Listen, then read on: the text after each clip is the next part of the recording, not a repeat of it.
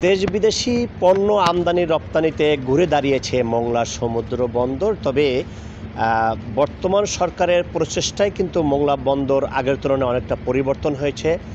ব্যবসায়ীরাও মংলা বন্দর ব্যবহার করার জন্য আগ্রহী হচ্ছে এবং আমদানি রপ্তানি পণ্যর সংখ্যাও বাড়ছে জাহাজের সংখ্যাও। পাশাপাশি বৃদ্ধি পাচ্ছে কিন্তু মংলা বন্দরের রাজস্ব এবং এই অঞ্চলের যে মানুষের যারা বেকার ছিল তাদের কর্মসংস্থানও সৃষ্টি হয়েছে মংলা বন্দরের মাধ্যমে। তার কারণ হলো মংলা বন্দর জুড়ে এখানে প্রায় ইপিজেড ইকোনমিক জোন সহ 53টি শিল্প প্রতিষ্ঠান রয়েছে। এই শিল্প প্রতিষ্ঠানের অসংখ্য মানুষের কর্মসংস্থান হয়েছে। তারা কিন্তু এখন জীবন জীবিকা নিয়ে ভালো স্বচ্ছন্দবাদ করছে এখানকার বসবাসকারীরা। আমাদের এই অর্থ বছরের 3 মাস 21 দিনে মংলা বন্দরে বিদেশি বাণিজ্যিক জাহাজ আগমন বৃদ্ধি পেয়েছে।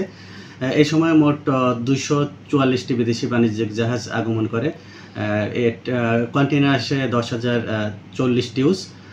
এছাড়াও রিকন্ডিশন গাড়ি আমদানি হয়েছে 3,040টি এবং টোটাল আমদানি রপ্তানির পরিমাণ হচ্ছে 45 লক্ষ মেট্রিক টন। চলতি অর্থ বছরের এই 3.5 মাসে 244টি দেশ বিদেশি বাণিজ্যিক জাহাজ এখানে পণ্য খালাস করে আবার চলে গেছে।